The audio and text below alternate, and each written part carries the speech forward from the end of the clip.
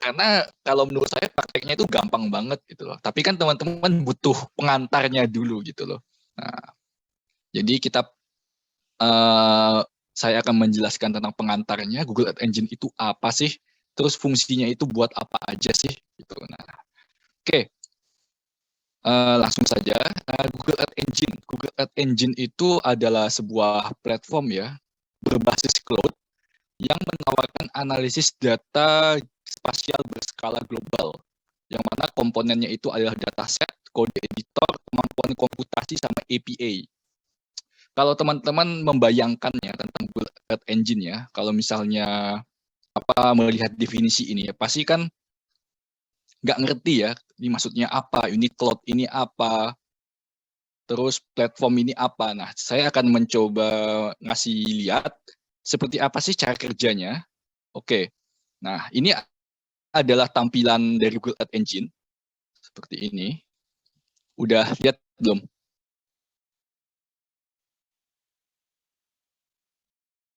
Sudah terlihat belum? Terlihat, Pak. Ya, jadi intinya kita itu mengolah data spasial itu tidak menggunakan software, tapi hanya gitu. Nah, cara ngolahnya bagaimana? Cara ngolahnya itu kita menggunakan script yang mana scriptnya itu menggunakan bahasa pemrograman JavaScript. Nah, jadi kayak anak-anak teknik informatika ya atau SI ya, kita mengcoding kasarnya gitu, membuat script menggunakan bahasa pemrograman JavaScript untuk mengolah data spasial. Nah, walaupun ada kata-kata script di sini, ini sebenarnya nggak susah karena kita bisa copas gitu loh. Kita bisa copas, kita bisa sedikit kustomisasi gitu. Nah, saya ini kan backgroundnya dari IPS ya. Saya SMA-nya itu saya Semansa angkatan 11. Lulus angkatan 11 saya dari IPS. Jadi kemampuan logika matematikanya mungkin logika oke ya. Cuman untuk perhitungannya mungkin kan nol ya karena saya dari IPS gitu. Tapi ya saya bisa kustomisasi script di sini. Karena apa? Ya karena gampang. Karena gampang. Nggak susah kayak teman-teman IT atau SI gitu. Nah, jadi kita masukkan script di sini, terus saya klik run. Saya klik run. Lagi nunggu kayaknya ya. Ini saya udah klik run.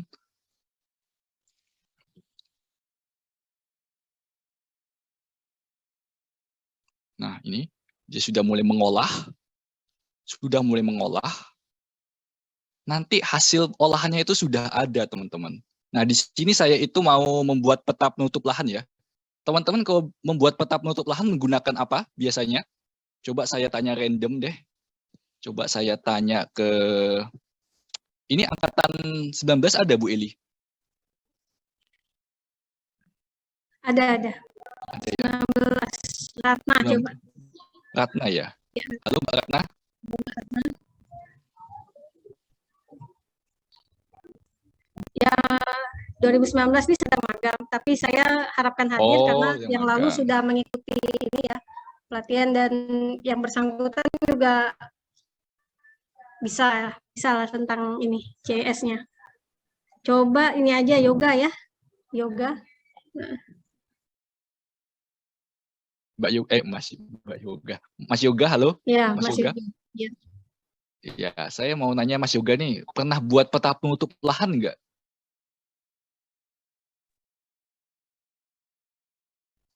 Halo, Mas Yoga? Yang mana Mas Yoga?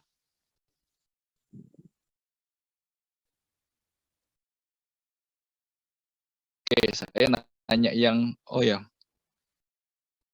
nggak bisa on mic ya.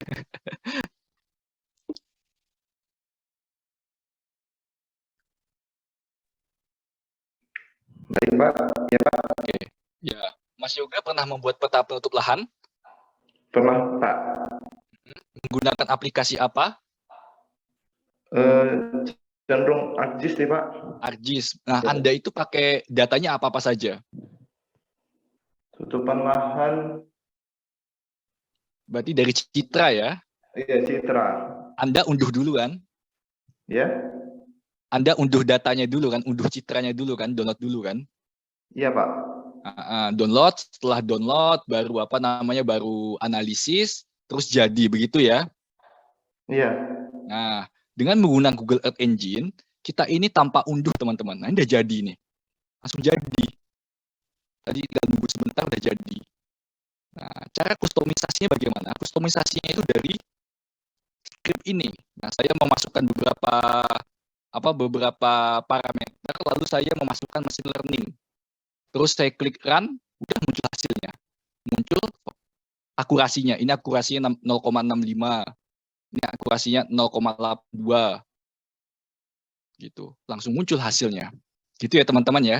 Jadi singkatnya Google Earth Engine ini, saya belum share screen ya, sorry. Nah ini untuk hasilnya ini. Untuk hasilnya seperti ini. Dari citra yang ini. Hasilnya ini. Nah, jadi hanya menggunakan script saya tanpa unduh citra, hanya menggunakan koneksi internet yang cukup stabil ya.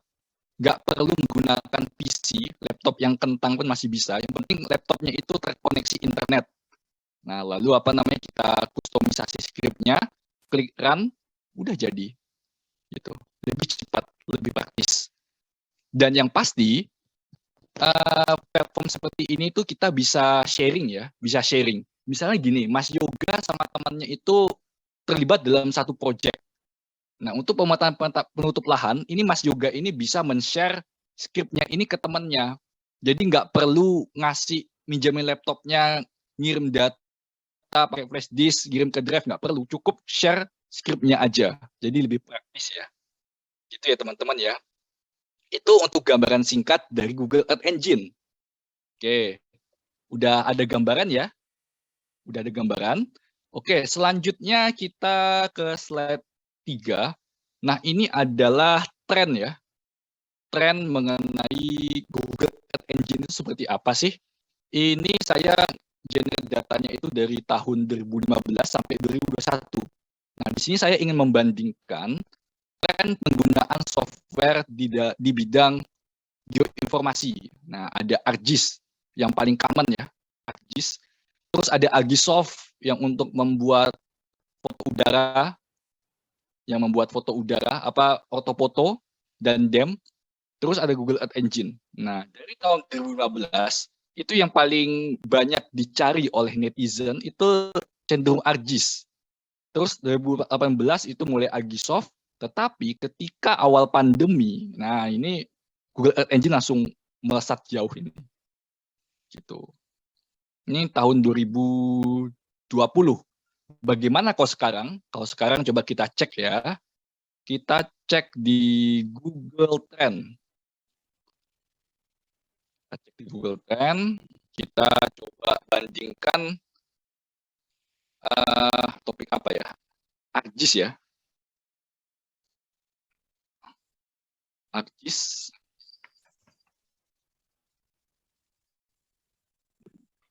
Terus kita tambahkan perbandingannya Google Earth Engine.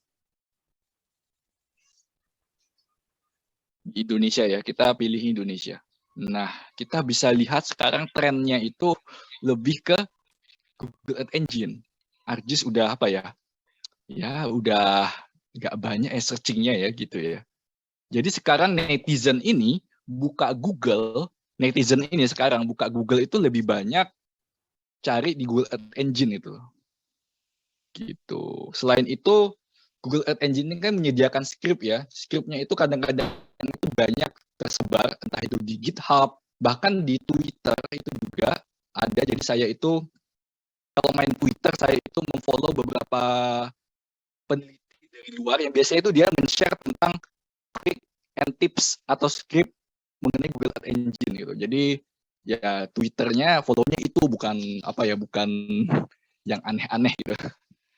Gitu. Jadi mengenai trennya sekarang banyak banget di Google Earth Engine.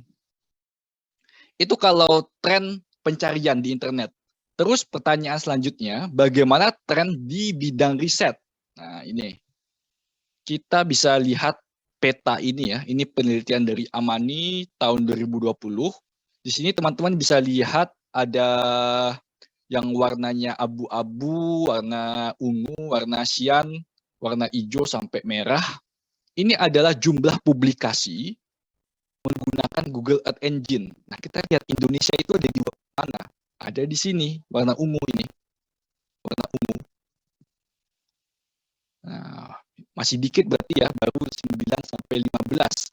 Yang banyak ada di mana? Yang banyak itu ada di jelas ya merah ya. Tiongkok, USA, Australia juga. Kita dengan Malaysia masih banyakkan kita ya wajar karena mahasiswa sama dosen ya penduduknya masih banyak Indonesia ya, jadi mungkin lebih banyak. Tapi kalau misalnya kita bicara by ratio, ini sedikit itu loh.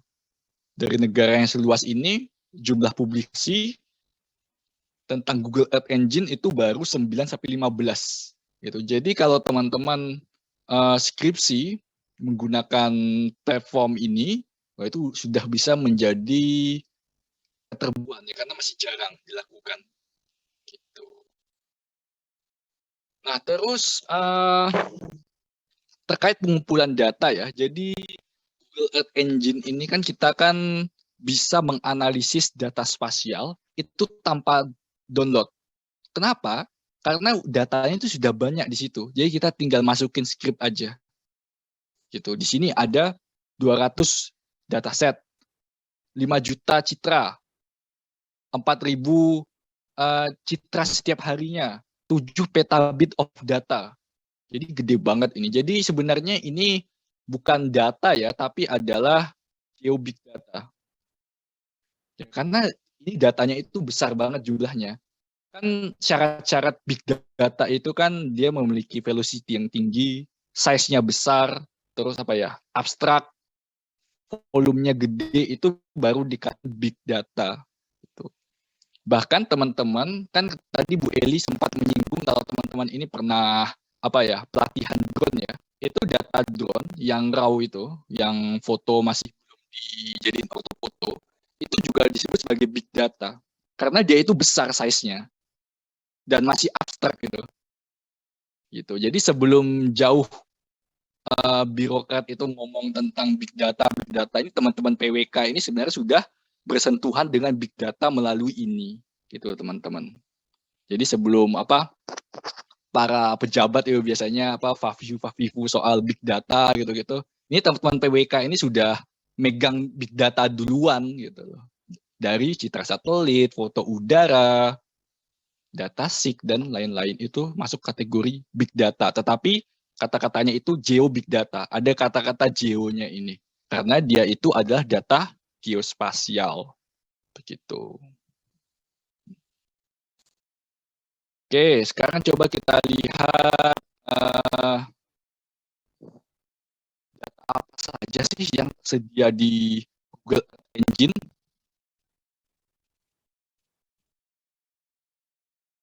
Lihat dataset. Nah, ini ada banyak ini.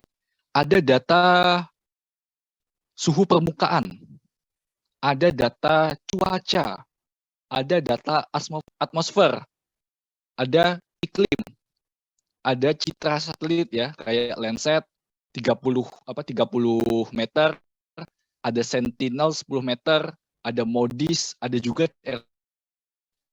geofisikal juga, ada Terrain, land cover, Cropland, dan juga data geofisikal lainnya. Jadi banyak semua. Oke, coba kita ambil yang ini ya, imagery ya, Landsat.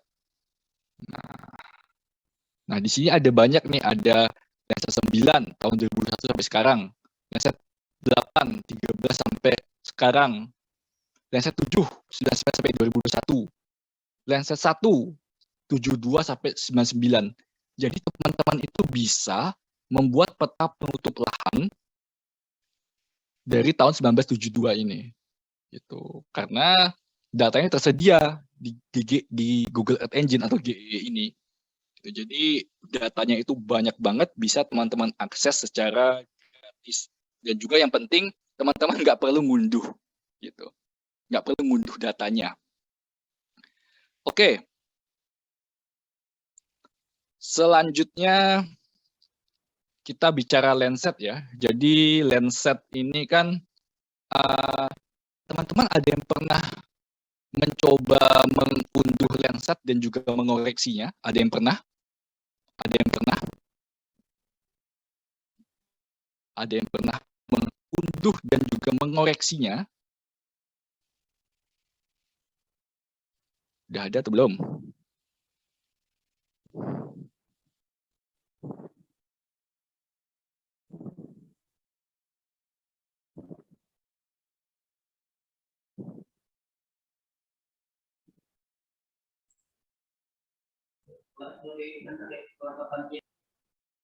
Apa?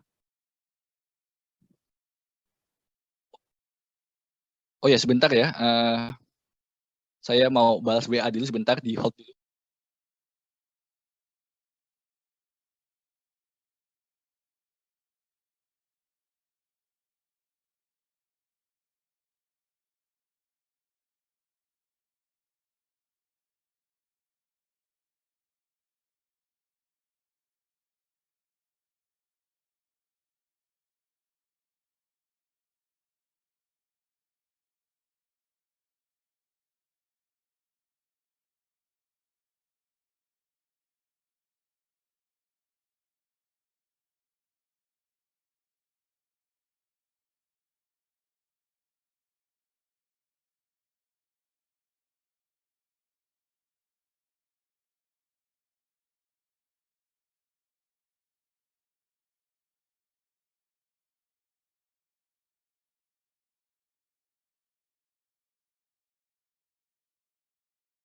Oke, saya tadi ada bahas WA bentar ya, sorry. Gimana tadi? Ada yang pernah mengunduh Landsat dan juga mengoreksinya? Oke. Belum ya berarti ya. Oke, saya kembali ke PPT. Nah, jadi ketika teman-teman unduh citra Landsat ya, citra mentah, itu gambarnya seperti ini.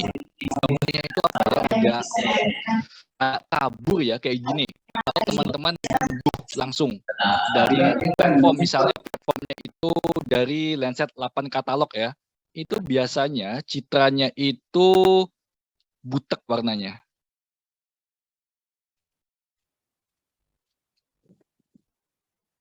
Nah, kalau teman-teman ngunduh dari, sorry.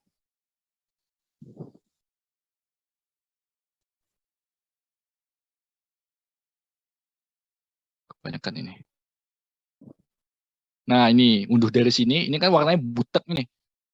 Warnanya butek, jelek banget. Ini bahkan ada yang warnanya merah ini ya. Nah, biasanya seperti itu teman-teman. Citra mentah yang teman-teman unduh itu warnanya jelek. Nah, di Google Earth Engine itu tidak hanya menyediakan citra mentah, tapi citra yang sudah terkoreksi. Nah, gitu. Jadi teman-teman nggak perlu koreksi lagi, langsung saja download dan langsung pakai kalau misalnya teman-teman mau mulai di ArcGIS. Jadi tinggal unduh aja, langsung siap pakai. Gitu. Selain itu teman-teman, kalau misalnya mau pakai Landsat 7, itu koreksinya itu panjang loh cara koreksinya. Ngedit teman-teman kalau koreksi itu harus memasukkan logaritma seperti ini, memasukkan formula seperti ini, yang mana ini akan memakan waktu yang lebih lama. Apalagi kalau teman-teman mungkin kurang lihai ya dalam matematika ya, itu akan susah ini masukin logaritmanya ini. Gitu. Nah, di Google Earth Engine kembali saya tekankan, dia itu sudah bisa mendapatkan citra ini langsung tanpa masukin rumus belibet seperti ini. Gitu. Jadi lebih praktis, anti ribet.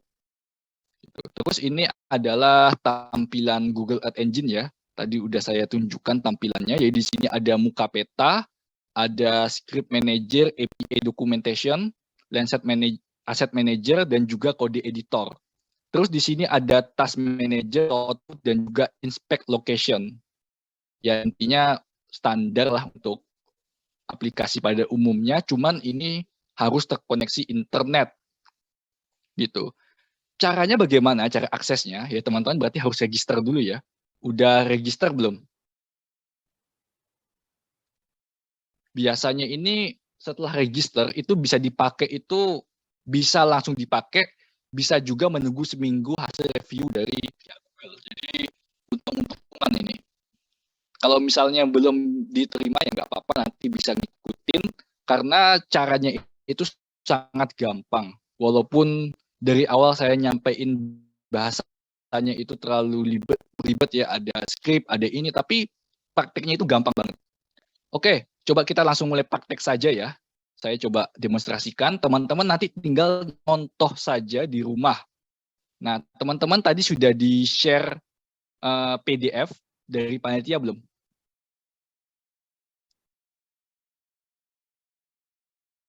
Sudah di-share, sudah diterima kah PDF dari panitia?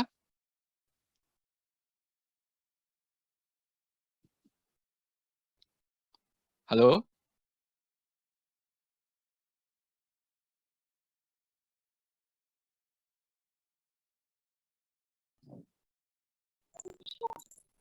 Sudah ya, oke. Oke, nah selanjutnya saya share screen dulu ya. Oke, kita masuk ke kode editor. Kode editor.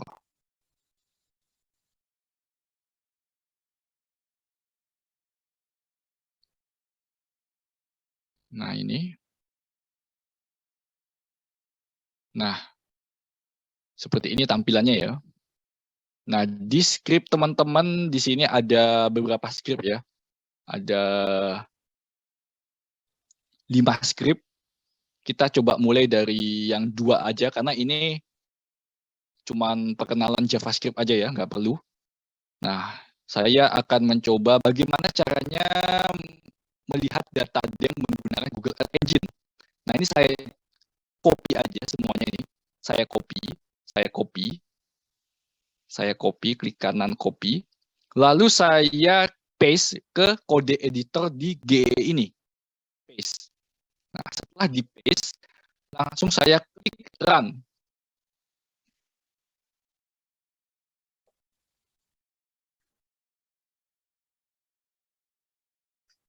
Nah, udah jadi. DEM. Lengkap dengan lereng, hillside, kontur, elevasi. Dalam satu klik saja. Kalau misal teman-teman membuat peta, peta kontur atau lereng kan harus olah di ArcGIS. Unduh DEM-nya dulu, terus olah di ArcGIS. Ini cuman copy, terus run aja. Udah jadi ini. Ini slope ini, kelerengan. Udah jadi. Se-Indonesia lagi. Se-Indonesia. Hanya sekali klik saja. Terus hillside, misalnya. Juga bisa hillside. Kontur elevasi. Juga sama elevasi. Gitu. Hanya sekali klik saja, langsung jadi. Begitu. Itu untuk yang DEM, STM. Selanjutnya, nah ini yang penting ini. Bagaimana caranya untuk mengunduh citra Landsat yang bebas awan. Nah, jadi kita harus tahu dulu nih. Di Pontianak ini kan terletak di garis khatulistiwa ya. Ya enggak, terletak di garis khatulistiwa ya. Imbasnya itu apa? Imbasnya terhadap teman-teman PWK ini terkait citra satelit. Apa dampaknya kita di khatulistiwa dengan citra satelit ini apa kira-kira? Ada yang bisa berasumsi enggak? Apa?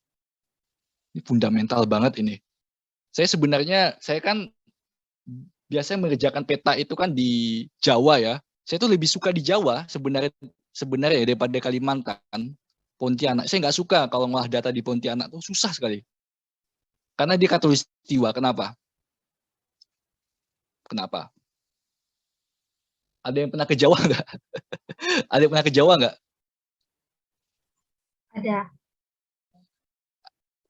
Kalau Anda lihat langit Jawa sama langit Kalimantan, bedanya apa sih?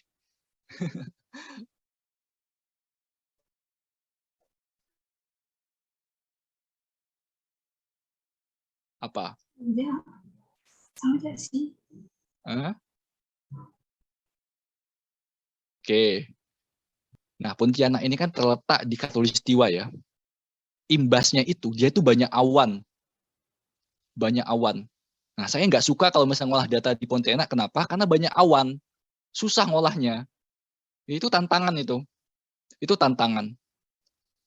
Nah, buktinya apa? Buktinya ya teman-teman kalau misalnya pernah ke Jawa atau ke Kalimantan ya lihat langitnya aja ya. Gampangnya itu. Tapi kalau bukti visualnya, ini coba saya kasih lihat ya.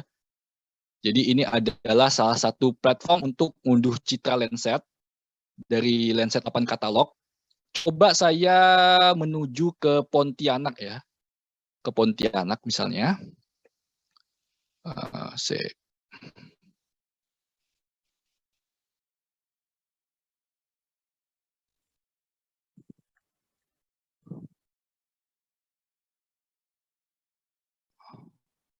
Coba saya ke Pontianak. Oke. Lalu saya klik result. Ini saya pilih tahun 2021 sampai sekarang ya. Result. Loh, isinya itu ada awan semua. Bahkan ada yang satu scene ini putih semua awan. Padahal ini adalah musim kemarau. Agustus itu musim kemarau ya. Harusnya kan dia bebas awan karena nggak hujan. Ini putih semua teman-teman. Coba kita bandingkan sama Pulau Jawa coba. Coba kita bandingkan dengan Pulau Jawa, tanggal yang sama ya. Tanggal yang sama, coba kita bandingkan Pulau Jawa. Terus saya klik result. Nah, ini masih lumayan ini. Masih lumayan. Bahkan kalau udah Oktober itu biasa bersih. Nah, ini ada yang bersih ini. Ada yang bersih malah. Itu tantangannya teman-teman. Untuk mencari citra di daerah Katulistiwa itu susah banget karena awan. Kalau di Jawa kan awannya mungkin ngumpul di puncak gunung ya. Tapi kalau di Kalimantan itu kan nggak ada gunung tinggi. Itu biasanya tersebar di seluruh bagiannya gitu. Susah sekali. Nah, dengan Google Earth Engine, teman-teman itu bisa mendapatkan citra bebas awan hanya dengan sekali klik saja. Gitu. Nah, sebelum saya kasih contoh, saya mau nanya nih ke teman-teman nih. Menurut teman-teman, logikanya, cara mendapatkan citra bebas awan itu bagaimana? Ada yang bisa jawab nggak? Cara mendapatkan citra bebas awan itu bagaimana?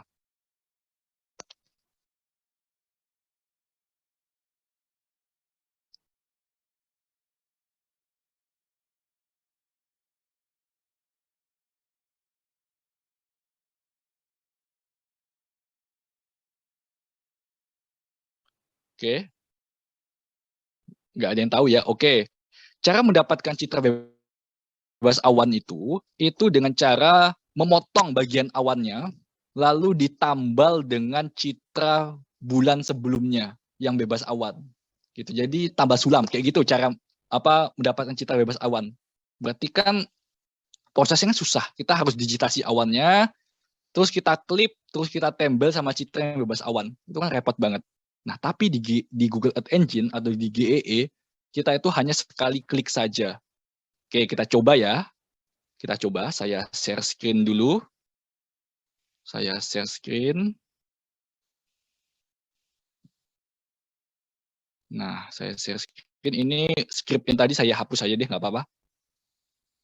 Saya hapus. Terus yang script nomor 3, ini saya copy. Saya copy. Terus saya paste di sini ya. Nah, di sini kita bisa atur dulu citra yang mau kita pakai. Yang saya pakai ini adalah Landsat 8 ya. Terus untuk tahunnya itu saya pakai antara 19 awal Januari sampai 19 akhir Desember, akhir tahun. Terus untuk areanya ini kita bisa edit areanya sih sebenarnya. Nah, ini saya langsung klik run saja. Saya coba klik run, dah jadi. Nih, lihat. Citranya bebas dari awan ya.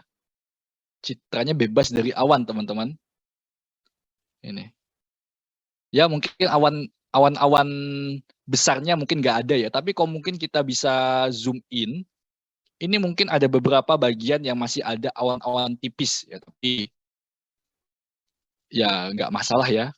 Karena ya mau gimana lagi. Tahun segitu nggak ada bagian yang benar-benar bebas dari awan. Awan tipis mana ya? Awan tipis ya. Ini awan tipis ya. Nah, ini awan tipis ini. Ini awan tipis.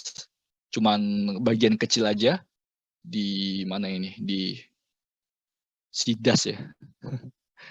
Di bagian timurnya Mempawah. Tapi secara overall ya untuk misalnya Pontianak misalnya ya, ini bebas dari awan sih.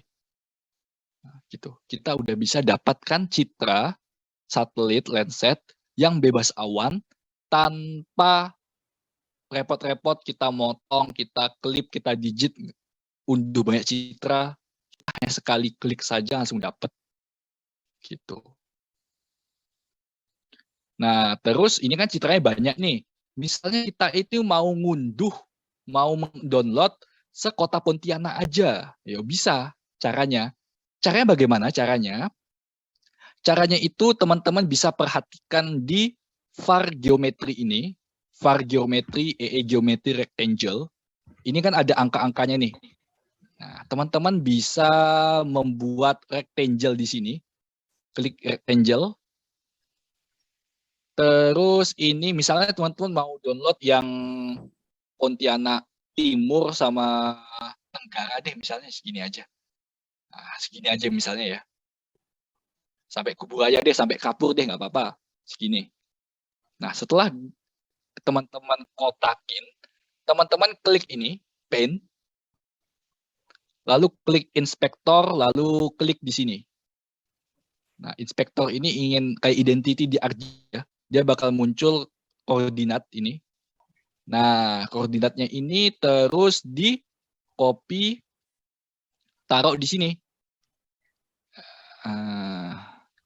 Di paste. Lanjut untuk bawahnya berarti yang diambil itu di sininya. Inspektor ini saya copy.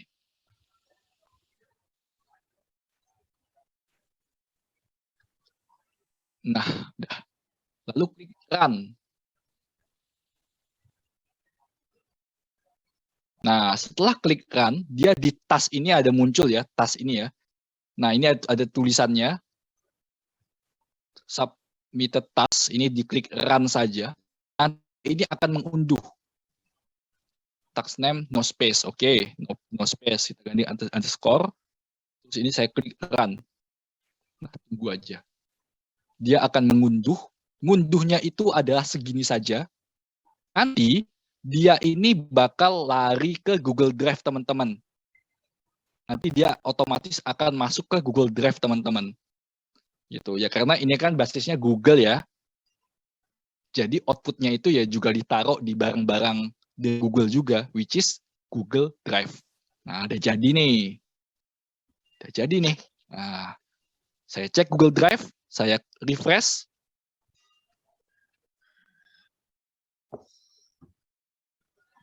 Udah muncul citranya. Nah, gampang kan? Gampang kan? Nggak perlu repot-repot teman-teman cari di sini terus nyari yang bebas awan mana. Kalau awannya Kalau awannya banyak ditembel terus koreksi lagi. Ada banyak step-step, misalnya 6 step, tapi dengan hadirnya Google Ads Engine itu cukup 1 step saja. Masukin kode, klik run. Nah, gitu. Teman-teman udah saya kasih nih skripnya nih. Jadi teman-teman langsung bisa terapin di rumah masing-masing. Gitu. Itu baru untuk download citranya, belum analisis yang lain. Oke, ada yang mau tanyakan dulu? Sebelum lanjut. Rizky mungkin mau ditanyakan?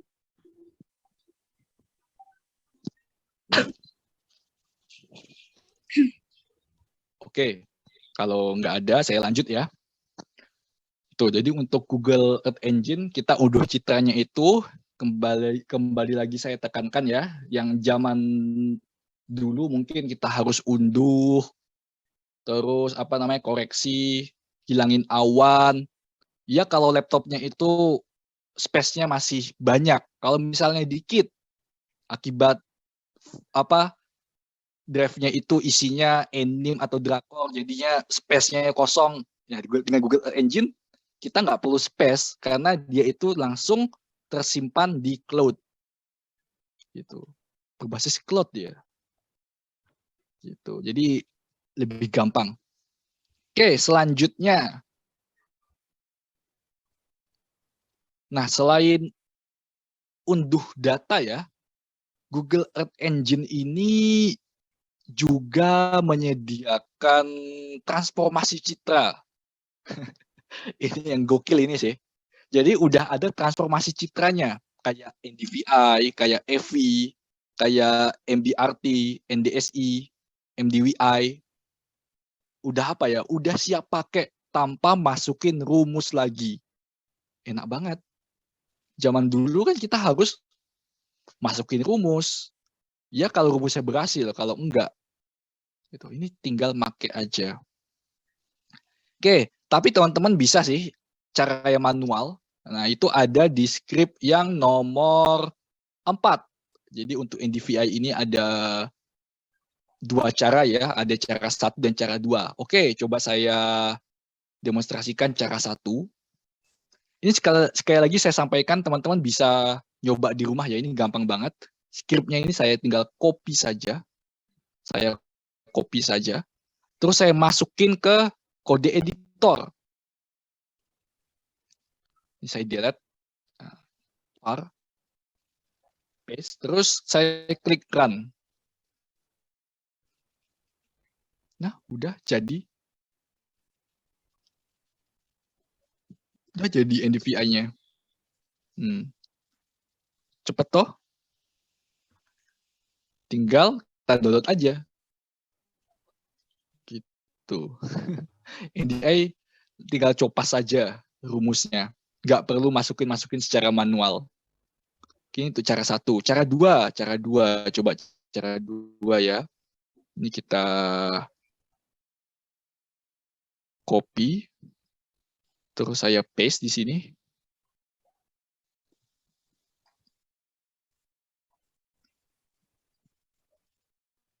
Nah, ini contoh error ya. Kalau misalnya scriptnya itu ada error, dia bakal tersilang gini. Saya klik run.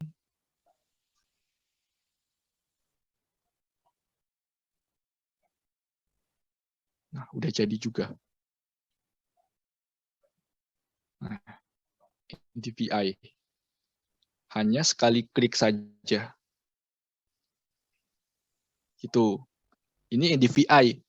Bahkan saya pun bisa membuat LST atau suhu permukaan daratan atau land surface temperature itu hanya dengan copas run jadi LST ini loh, script kelima ini. Script kelima. Ini cukup. Nah, saya dulu pernah buat paper ya tentang LST ini ya. Ini dulu skripsi saya tentang LST ini. Dulu ada skripsi saya. Jadi untuk membuat LST atau suhu permukaan daratan, itu stepnya itu panjang. Yang pertama ini, buat radiansi. Terus habis membuat radiansi itu kita membuat temperatur radian. Udah masuk 2 formula. Terus habis itu kita buat formula ketiga, yaitu kita buat NDVI. Formula 3. Terus formula keempat NDVI-nya itu kita versi menjadi PV. Nah, Nah, terus formula kelima, PV-nya itu kita buat emisivitas. Nah, terus LST, TS, emisivitas sama radiansi itu kita gabungin jadi satu, jadi LST, dikonversi jadi Celsius. Jadi ada 1, 2, 3, 4, 5, 6. Ada 6 kali masukin rumus kalau menggunakan ArcGIS. Tapi kalau di Google Earth Engine itu hanya sekali copy skripnya ini, lalu paste. Ini gampang banget toh. Mudah banget ini. Oke, coba saya demonstrasikan ya. Ini rumus LST-nya ini saya copy. Rumusnya rada panjang ya, karena prosesnya itu panjang. Saya copy, lalu saya buka kode editor di sini. Terus klik paste, klik run.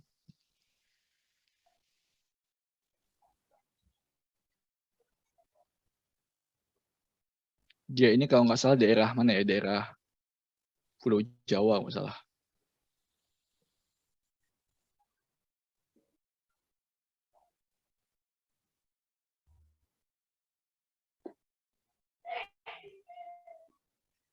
Oh, enggak ding, saya taruh Kalimantan ya.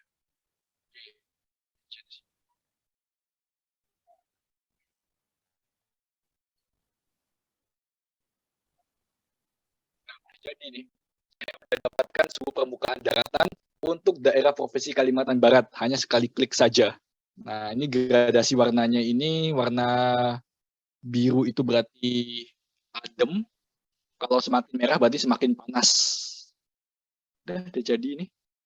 Hanya sekali klik saja. Yang panas daerah itu ya. Daerah Pontianak pusatnya ya. Yang panas ini. Sisanya adem. Gitu. Hanya sekali klik saja saya sudah bisa mendapatkan LST. Padahal dulu tahun berapa ya saya skripsi ya? Saya skripsi tahun 2016, 15-16. Itu saya kalau mau buat LST itu harus 6 kali rumus. Rumus 1, rumus 1, rumus 2, rumus 3, 4, 5, 6. Ini hanya sekali klik saja. Terus run, jadi. Gitu teman-teman. Jadi untuk GE ini sangat membantu ya. Sangat membantu pekerjaan kita. Cuman ada hal yang sifatnya fundamental yang harus teman-teman perhatikan. Nah, jadi zaman sekarang kan kita kalau mau unduh data itu kan udah gampang banget ya, tinggal klik-klik doang pakai GEE. Jadi kita sedikit ngetik di script langsung jadi analisisnya. Cuman ada beberapa hal fundamental mengenai data spasial. Nah, yaitu bagi bilangan penyebut skala peta dengan 1000, maka resolusi citra yang sepadan adalah setengah dari hasil pembagian tersebut. Jadi teman-teman misalnya pengen mengkaji suhu permukaan daratan di kota Pontianak misalnya. Nah, kita buka dulu coba biar gampangnya. Pontianak itu skalanya berapa sih? Cara mengetahui skalanya ya sebenarnya ada aturannya. Cuman cara bodoh-bodohnya kayak gini lah. Saya ajarkan cara bodohnya.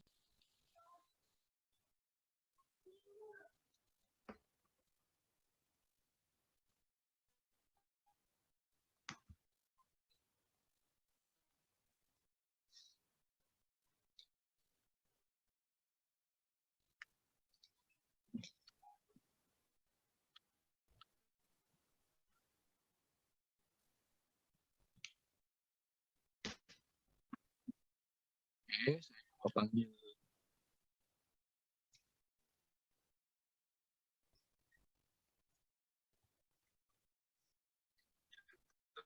Pontianak ya.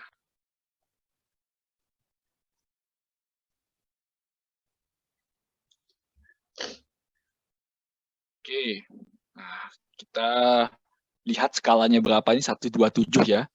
Terus coba kita tes visualisasi. Ini cara bodoh-bodoh sih.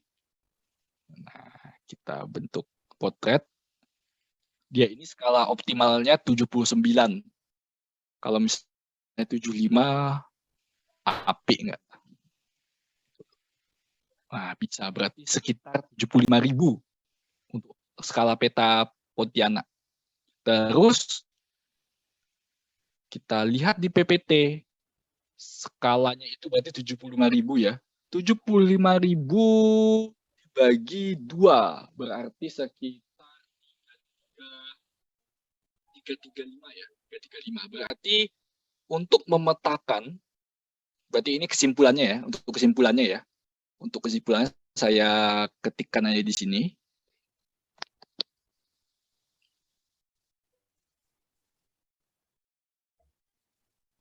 Skala optimum kota Pontianak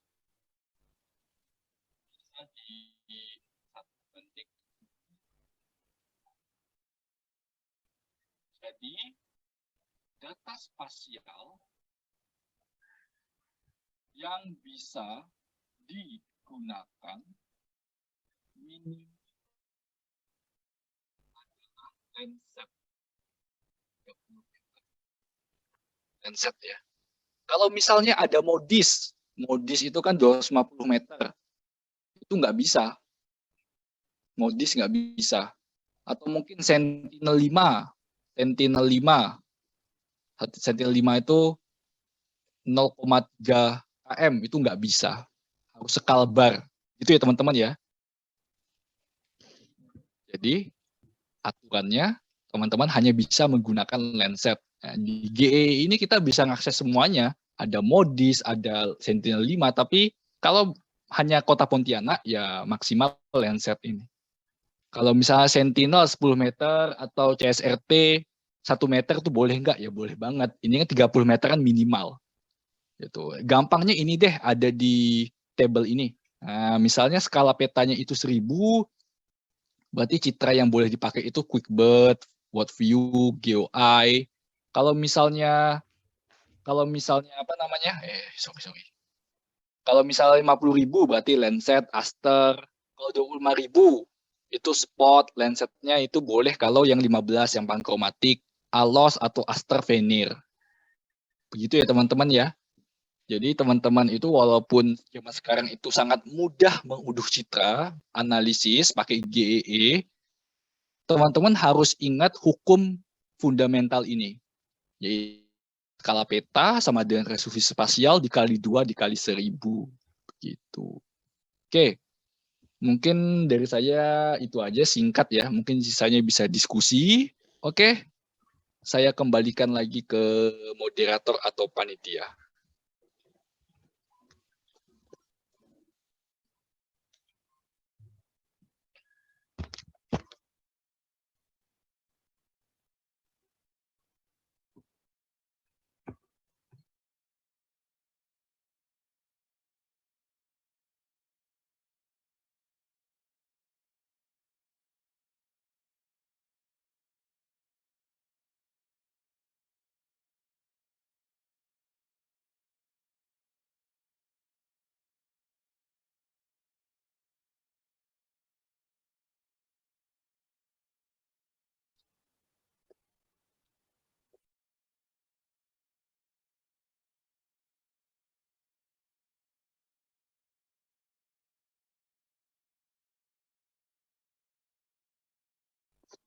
Ya, gimana Pak Etia? Saya kembalikan ke Pak Etia untuk mungkin sesi selanjutnya.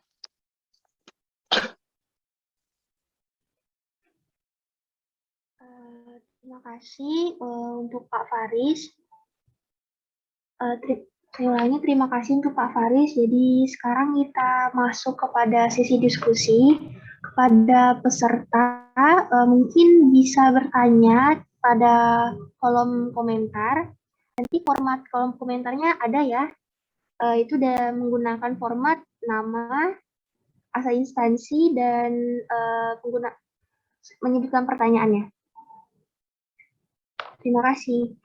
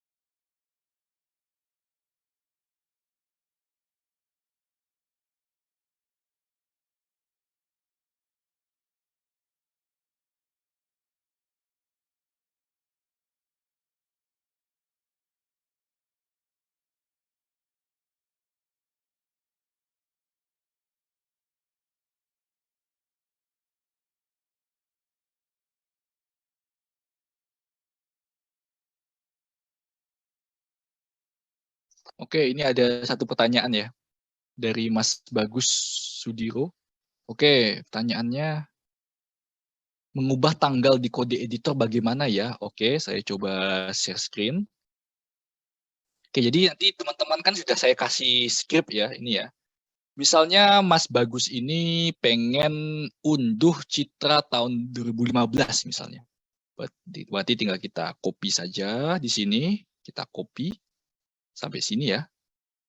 Kita copy. Terus di kode editor kita paste aja ini Citra misalnya. Kita paste saja. Oke, nah di sini ada tanggalnya ini. 19. Jika saya kan mau metain tahun 19, nah, jadi tanggalnya saya atur ini. Kalau misalnya saya mau metain tahun 2017 misalnya, saya butuh nih peta 17. Ya udah ini saya edit aja 17. Ini 17. Oke, saya klik run. Itu aja. Jadi gampang banget. Nah, cuman teman-teman harus ada merhatiin ya. Ini kan scriptnya ini kan ada warna hijau, ada warna hitam, ungu, merah. Ini maksudnya apa sih? Maksudnya apa sih? Nah, yang hijau itu adalah catatan ya. Jadi kalau teman-teman yang biasanya bermain script, entah itu menggunakan Notepad++ atau Sublime, biasanya kan dia pasti kan lupa ini scriptnya buat apa itu loh. Nah, biasanya dia itu membutuhkan yang namanya penanda. Nah, penandanya itu ditandai dengan warna hijau ini. Cara membuat penanda itu adalah setiap teks itu kita awali dengan garing 2 kali. Kalau misalnya garing 2 kali ini saya hapus, ya ini jadi warna hitam. Nah, warna hitam itu adalah perintah untuk input datanya. Kalau merah itu adalah parameter datanya. Gitu. Kalau ungu itu komen ya untuk analisis, untuk ekspor itu ungu. Nah, itu kalau hijau itu ada catatan. Jadi kalau garis miring 2 kali ini. Tuh, misalnya di sini saya mau ngasih keterangan nih.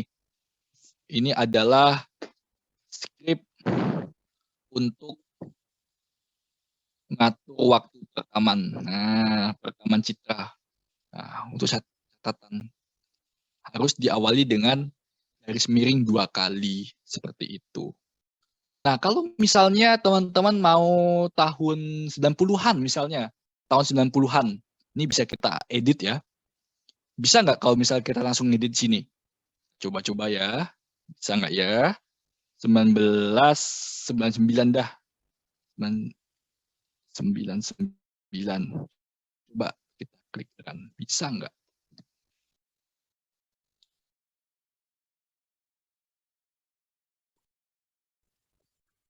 Bisa nggak? Nggak ada ya, kosong ya. Kosong ya. Kenapa kosong? Kenapa kalau kita ganti 99 citranya kosong? Kenapa? Karena Lenset 8 itu tidak ada di tahun 99. Nah, ini tadi saya udah jelasin di sini dataset GEE.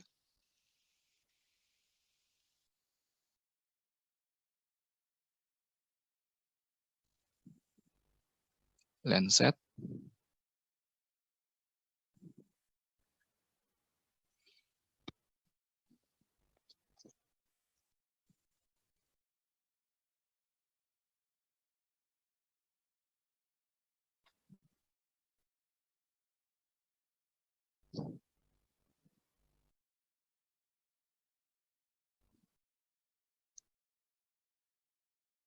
Nah, ini. Nah, Lenset 9 tahun 2001 sampai sekarang. Lenset 8 2013. Lenset 7 99. Berarti kalau kita mau tahun 99 kita harus pakai lenset 5. Nah, lenset 5. Tinggal kita ganti saja ini. Lenset 8 jadi lenset 5. Cara gantinya bagaimana? Cara gantinya ini kita buka ini. Kita buka aja. Terus kita pilih ini. Terus ini kita copy saja.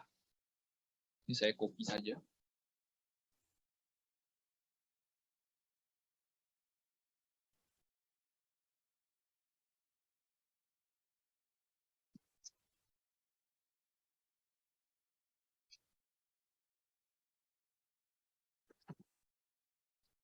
Template 5.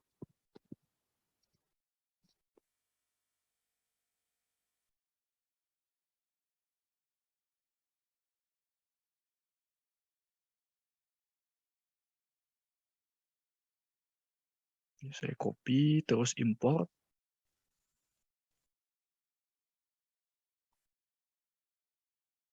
Nah, terus saya klik run. Bisa nggak ya? Oh, nggak bisa ya. Kalau seperti ini scriptnya. Nanti coba saya share lagi ya.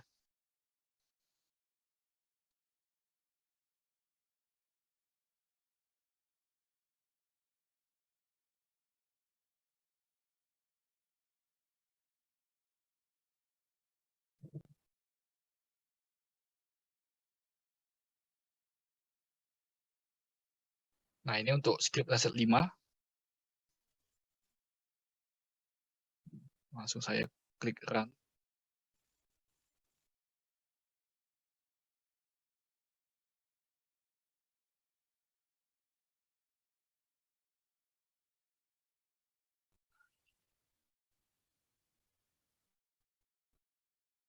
Jadi kalau mau tahu lawas ya disesuaikan dengan kesediaan datanya.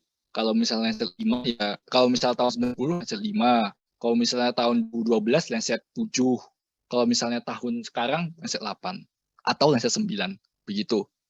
Oke, selanjutnya ada pertanyaan lagi.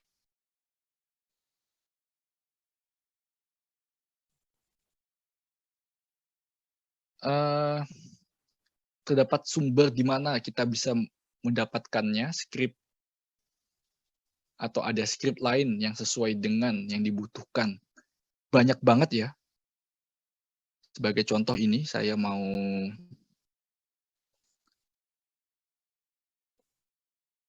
searching. Misalnya EE apa ya? EV script. Banyak ini. Calculating EV in Sentinel-2. Nah, udah ada banyak orang-orang yang men-share script gitu. Nanti tinggal kita copy saja. Gitu, teman-teman. Ada banyak, ada di website Stack Overchance, ada di YouTube, ada juga di ResearchGate, GitHub mungkin juga ada. Jadi banyak orang tuh yang men-share script. Hanya saja jika teman-teman itu men-share script ya, menyontoh script ya, itu berarti harus di misalnya ini buat skripsi ya, berarti si share-nya itu teman-teman masukkan. Sudah paham ya mengenai bagaimana caranya mencari script di internet. Jadi tinggal googling aja, ada banyak sumber di situ, tinggal copy saja scriptnya. Gitu. Nah, ini saya pun ini sebenarnya scriptnya itu ngopi, tapi ngopinya dari Google langsung. Dan beberapa saya kustomisasi seperti ini saya kustomisasi sendiri. Jadi bisa dikatakan ini ya modifikasi dari saya. Oke, ada pertanyaan lagi. Izin bertanya, setelah login terdapat kolom select an existing code project. Untuk bisa masuk diisi bagaimana? Saya nggak tahu ya, coba di share screen coba. Mbak Yuni Herudisa. Seperti apa itu? Ini dulu waktu saya daftar, itu tahun 2020, udah lama banget ya. Itu biasanya langsung oke, langsung next dah, masuk gitu. Coba mungkin Mbak Yuni Herudisa mungkin bisa di share screen seperti apa sih tampilannya?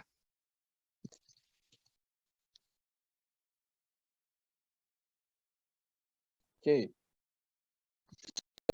Project di bawah coba klik.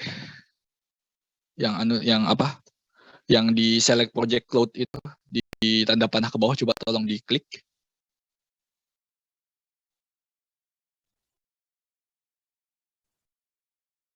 Earth Engine Cloud Project. All Cloud Project aja coba. All Cloud Project.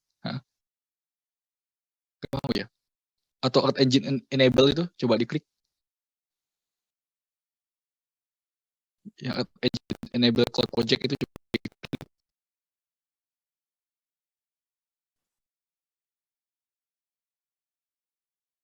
Oke, nggak mau ya. Coba back aja, back.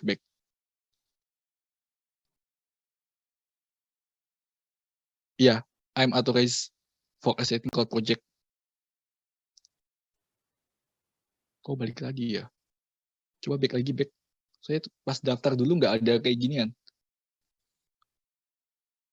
Ineffable for paid commercial use, remain free academic and non-commercial use. Oh, ini belum sign up ya? Belum register ya? Coba suaranya tolong di-on kan coba.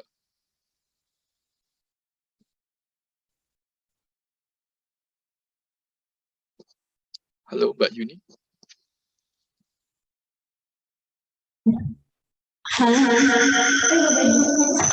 Betul. Ini Anda udah register? Gimana? Anda udah register ini?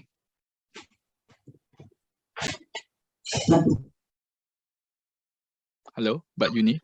Iya, Anda sudah register? sudah. Oke. Anda sudah login? Belum. Coba login. Gimana ya? Send up here. Sini ya. Coba bawah. Sini. Sign in-nya di mana? Coba atas. Coba atas. Sign in.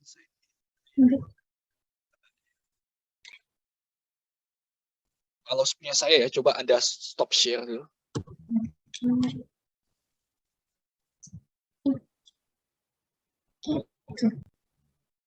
Nah, kalau punya saya, ketika saya memasukkan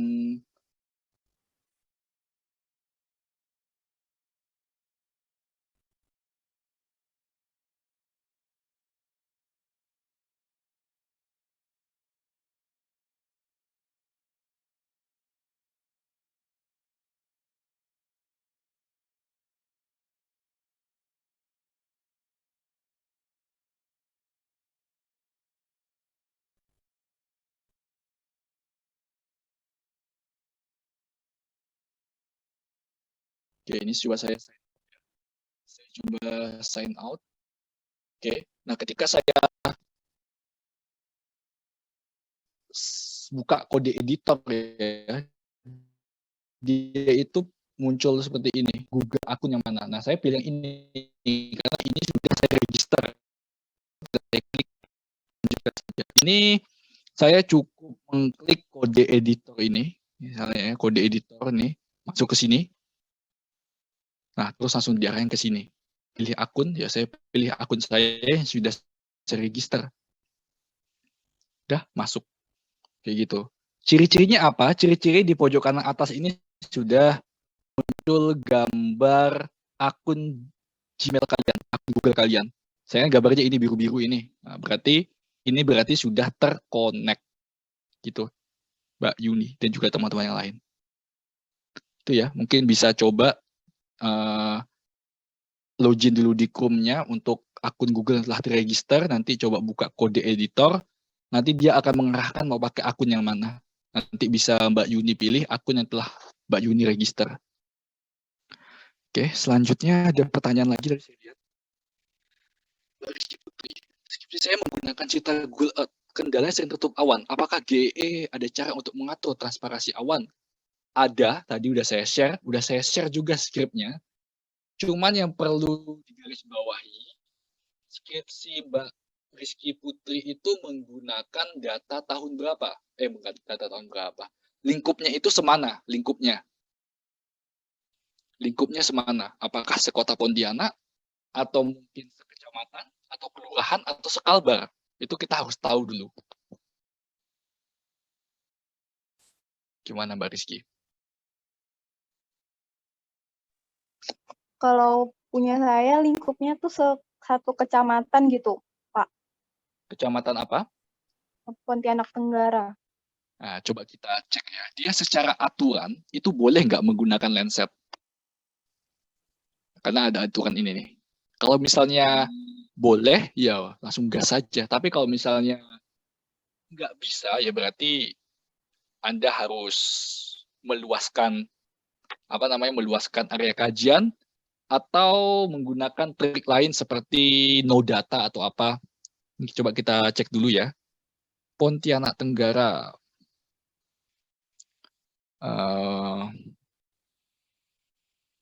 Ini udah masuk ArcGIS ya. Ini coba saya zoom ke sini. 34 untuk Pontianak Tenggara. 34, 30. Boleh nggak ya? Kalau kita cek di sini 30. Masih boleh ya, lenset ya. Cuman lensetnya itu adalah lenset yang sudah dipangkromatik, yang sudah di pan-sharpening. Jadi 15. Jadi boleh, Mbak. Anda masih boleh menggunakan lenset, menggunakan rumus GEE dari sini yang saya share ini. Cuman sebagai catatan ya Anda itu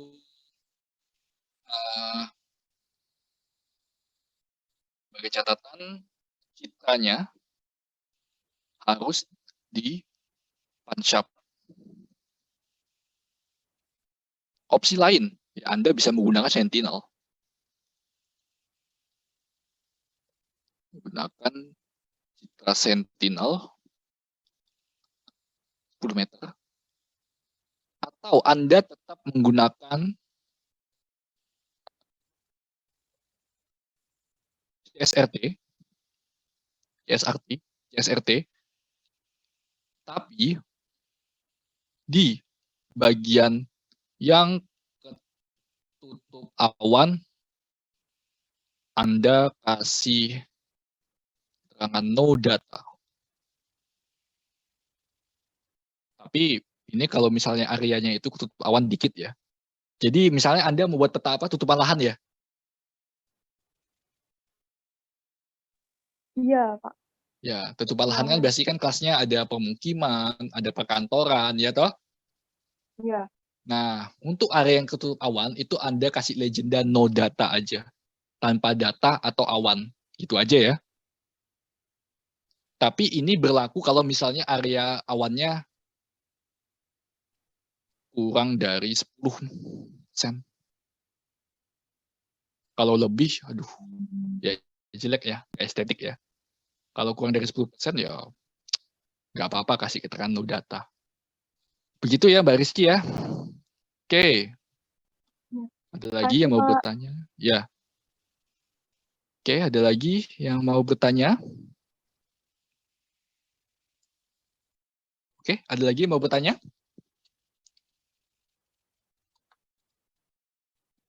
Ya. Siapa tahu ada yang mau bertanya?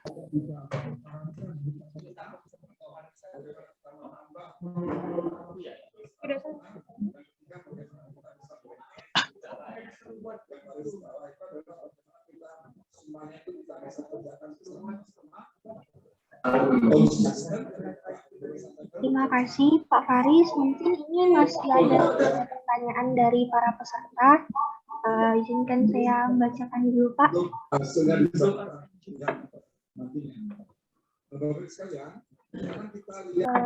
Ini dari Rizky Putri. Pada pertanyaannya, saya menggunakan citra Google Earth. Kendalanya sering tertutup awan. Apakah dengan GEE ada cara untuk mengatur transparansi awan, Pak? Terima kasih. Oke, sama-sama. Ini tadi yang Mbak Rizky Riandini tadi ya, udah saya jawab tadi barusan ya. Yang apa? Yang ini bisa menggunakan GEE asalkan ada beberapa aturan seperti ini. Begitu untuk pertanyaan dari Mbak Rizky Putri. Oke, saya kembalikan lagi ke moderator atau panitia.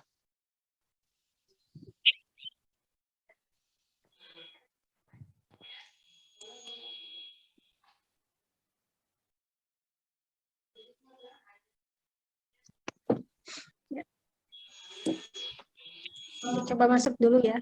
Jadi mohon ini teman-teman aktifkan dulu kameranya karena kan kita mengontrol ya mana yang mau atau ingin belajar praktek langsung. Nah, misalnya seperti Kak Nisa nih ya, Kak Anissa ini kan sudah mau login kan tadi terkendala. Mungkin ada beberapa teman yang punya masalah yang sama.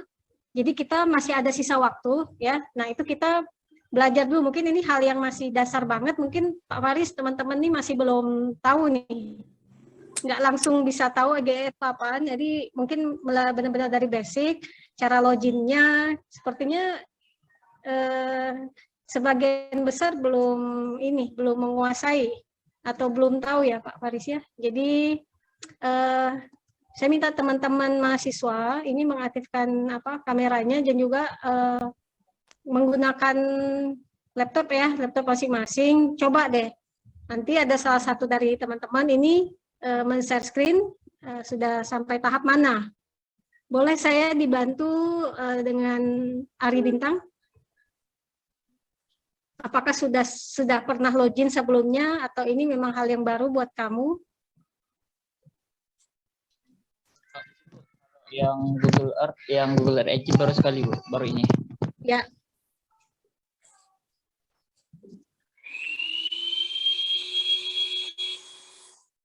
Baik, sambil menunggu ini Ari ada ini ya, izin bertanya bagaimana cara citra yang dihasilkan dari Google Engine. Apakah dapat dimasukkan dalam legenda petanya, Pak?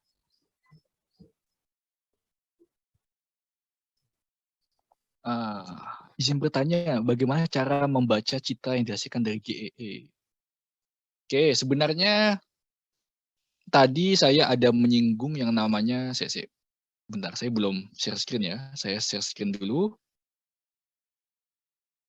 Oke, misalnya di sini saya random deh ngambil yang pernah saya buat, misalnya CO slider ini. Oke, CO slider, saya klik run. Oke.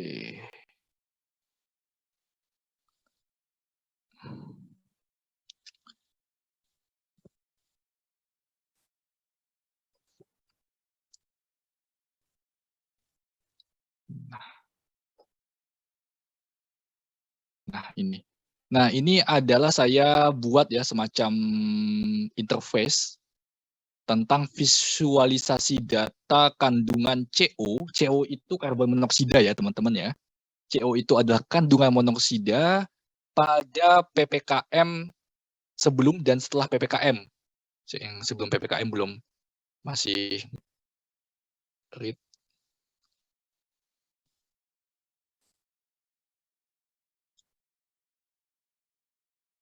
Nah, ini. Jadi bisa saya buat slider ini ya.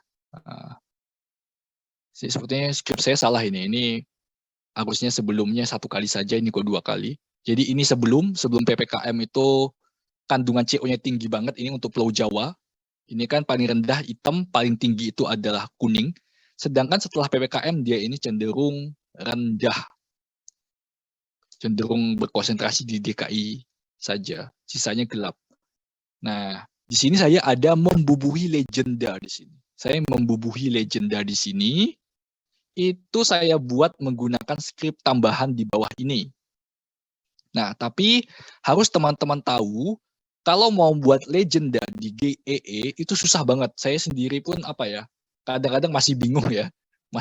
Karena di sini kasarnya itu sudah kayak UI UX design itu loh. Paham kan UI UX kan? Paham kan? Itu udah tahapan di situ. Jadi saya bingung karena saya kan nggak punya sense UI UX-nya. Jadi teman-teman, kalau masalah legenda itu bisa teman-teman unduh aja datanya, terus layout di ArcGIS yang lebih familiar. Caranya gitu. Gitu ya. Nah, tapi itu kalau legenda. Kalau misal mau mengetahui nilainya bagaimana? Cara mengetahui nilainya, teman-teman bisa menggunakan tombol inspektor di sini.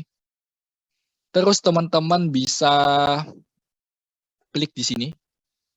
Nah, di sini ada keterangan nilai CO-nya berapa, density-nya ini berapa. Nah, ini. Sama kayak tombol identity yang ada di ArcGIS ini. Identity ini. Tombol identity. Kalau di GEE itu tombol inspektor. Tinggal diklik aja. Nilai pikselnya berapa sih? Begitu ya, Mas siapa tadi? Mas Ari. Gitu. Terus,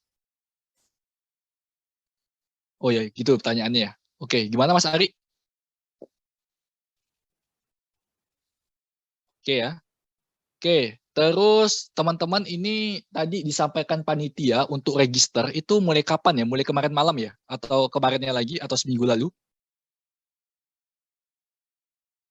Untuk register GE itu berapa? Apa diberitahu via WA itu kapan ya? Kemarin Pak sudah kami Oh, iya. sampaikan. Nah, tadi saya sampaikan bahwa izin itu sebenarnya untung-untungan sebenarnya. Untung-untungan. Saya dulu pas pertama kali buat, itu hanya membutuhkan waktu sekitar nggak sampai seminggu kayaknya. Langsung oke aja tuh, langsung diterima. Langsung diterima. Tapi teman-teman saya, mahasiswa saya kemarin, itu sampai seminggu baru bisa diterima oleh pihak Google-nya. Nah, ciri-ciri email kalau Anda itu diterima itu apa? Ciri-cirinya itu Anda akan mendapatkan email seperti ini. Nah, ini welcome to Earth Engine. Gini, dari pihak Google-nya. Itu ini saya dikasih emailnya itu 1 Februari 2020 ya. Jadi saya kalau nggak salah itu register terus langsung beberapa menit kemudian dapat email ini. Nah, mahasiswa saya kemarin, semester kemarin, itu sampai 1 minggu. Tapi ada juga yang 3 hari langsung diterima. Gitu. Jadi sebenarnya kendala teman-teman belum bisa login, sepertinya itu masih dalam proses review dari pihak Google. Itu ya. Ciri-cirinya, akun kalian itu udah bisa dipakai atau enggak, itu dapat email enggak dari Google di sini. Gitu. Bisa cek di inbox maupun di spam. Kalau misalnya di inbox nggak ada, biasanya di spam sih. Gitu. Gitu ya teman-teman ya. Oke. Ada lagi mungkin yang mau bertanya?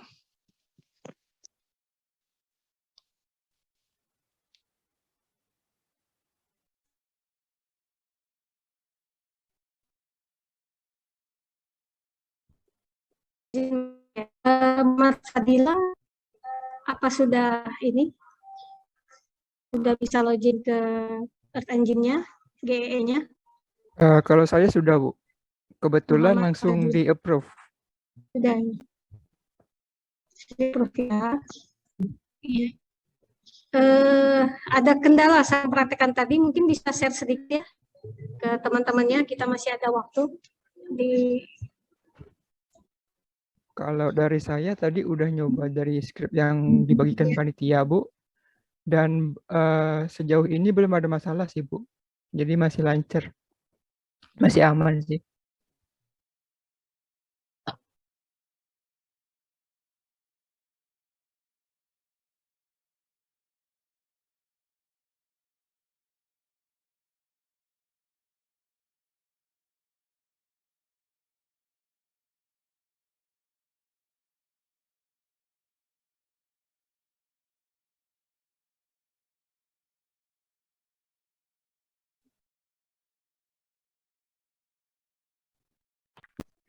Permisi, saya mengambil alih. Mungkin dari jaringan Ibu Elinya terputus lagi. Mungkin untuk kepada peserta dari Beli tadi kepada Muhammad Fadila bisa di-share screen program